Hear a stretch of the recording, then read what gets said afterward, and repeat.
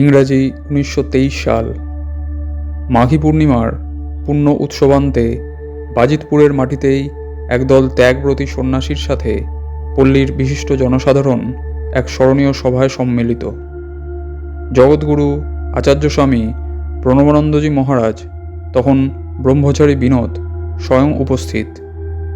সকলের ইচ্ছা ও আলোচনাক্রমে পরিকল্পিত সেবা প্রতিষ্ঠানের নামকরণ করা হয় ভারত সেবাশ্রম সংঘ।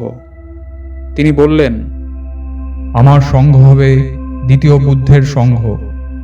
আমি সমগ্র দেশ ও জাতিকে বুদ্ধ, শঙ্কর, চৈতন্যের মতো নতুন আদর্শ ও তপশক্তিতে সঞ্জীবিত করতে চাই।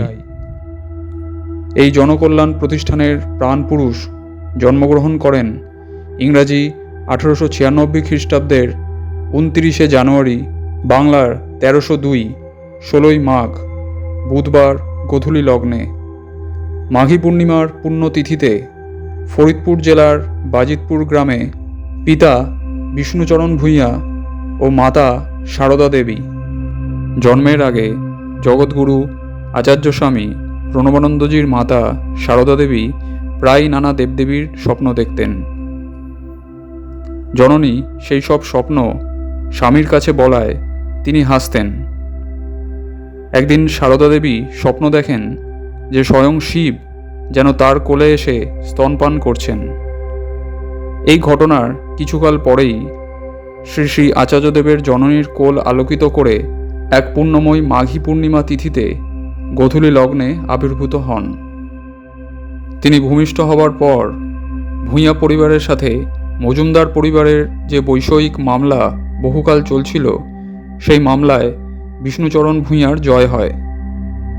আচার্যদেবের জন্মের সাথে এই জয়ের সূচনা দেখে বিষ্ণুচরণ ভূঁইয়া নবজাত দিব্য শিশুটির নাম রাখলেন জয়নাথ। বুধবারে জন্ম বলে কেউ কেউ তাকে বুধাই বলে ডাকত। অন্নপ্রাশনের সময় তার নাম রাখা হয় বিনোদ। সন্ন্যাসের আগে পর্যন্ত তিনি বিনোদ নামেই পরিচিত ছিলেন। কৈশোরকাল থেকে তিনি অনেকের কাছে সাধু বলেও পরিচিত ছিলেন। তার সংযমময় আচার আচরণের প্রতি আকৃষ্ট হয়েই জনসাধারণ তাকে সাধু বলে ডাকত। বর্তমানে বাজিতপুর প্রণব মঠের কাছে সরকারি রাস্তার একটি বিশেষ সেতু সাধুর ব্রিজ নামে সুপরিচিত। বাল্যকাল থেকেই তিনি ছিলেন সম্পূর্ণ স্বতন্ত্র, ধীর, স্থির, গম্ভীর, স্বল্পভাষী, স্বল্পনিদ্র, স্বল্পাহারী, আত্মস্থ, ভাবস্থ, অনাসক্ত, নির্লিপ্ত। স্বভাবযোগীর সমস্ত লক্ষণ তার শরীরে, মনে, আচরণে, মননে, ধ্যানে। কঠোর সংযমী ও ব্রহ্মচর্যনিষ্ঠ।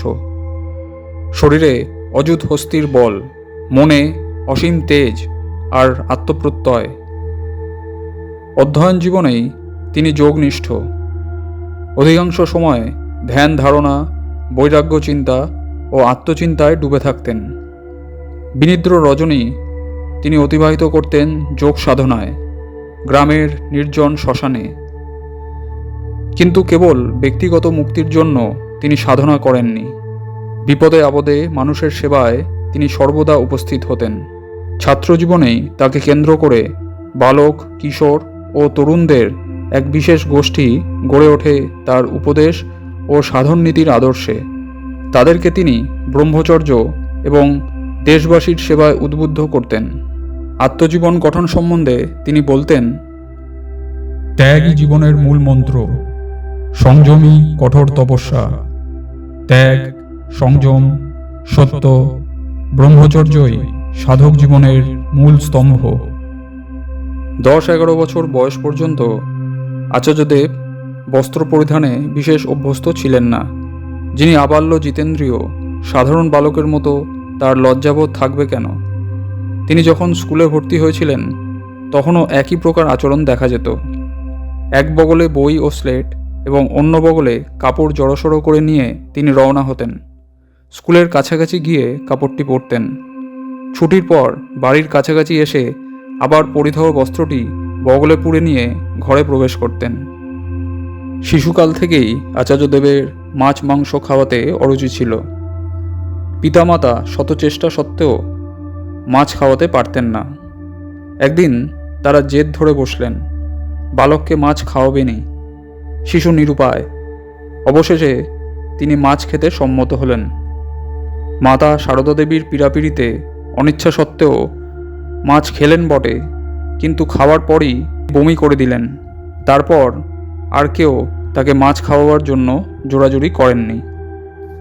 বালক বিনোদের চরিত্র মাধুর্যের প্রভাব ক্রমে সহপাঠী ও বিদ্যালয়ের অন্যান্য বালককেও আকৃষ্ট করতে থাকল। বহু ছাত্র তার ঘনিষ্ঠ হয়ে পড়ল। ক্রমে দেখা গেল ছুটির পর বিনোদ আর আগের মতো একা বাড়ি ফেরে না। তার সাথে সাথে একদল ছাত্র বাড়ি পর্যন্ত অনুসরণ করে। বিনোদ তাদেরকে নিয়ে বাড়ির বাইরে টিনের ঘরে যেতেন এবং দীর্ঘকাল অবস্থান করতেন। অন্যান্য স্বভাব চঞ্চল বালকের মতো তাকে সহপাঠী ও ক্রীড়া বন্ধুদের নিয়ে কখনোই হইচই করতে শোনা যেত না। আচার্য ভাব তার অশৈশব। বয়স বাড়ার সাথে সাথে এই আচার্য ভাব তার মধ্যে অধিকতর বিকাশ লাভ করে। তিনি যখন বাজিতপুর উচ্চ ইংরাজি বিদ্যালয়ে অধ্যয়ন করেন, তখন তাকে কেন্দ্র করে স্থানীয় ছাত্র সমাজে নৈতিক আন্দোলনের এক প্রবল বন্যা উত্থিত হয়। ভগিনী হেমাঙ্গিনী বসু বিধবা হওয়ার পর পিতার ঘরে থেকে শুদ্ধ নিরামিষ আহার আরম্ভ করলেন। নিরামিষ আহার পেতে আর কোনো অসুবিধা হবে না বিবেচনা করে বিনোদ সাধু তখন খুব খুশি হয়েছিলেন। আমিষ হেসেলের ছোঁয়া কোনো দ্রব্য তারপর থেকে তিনি আর গ্রহণ করেননি।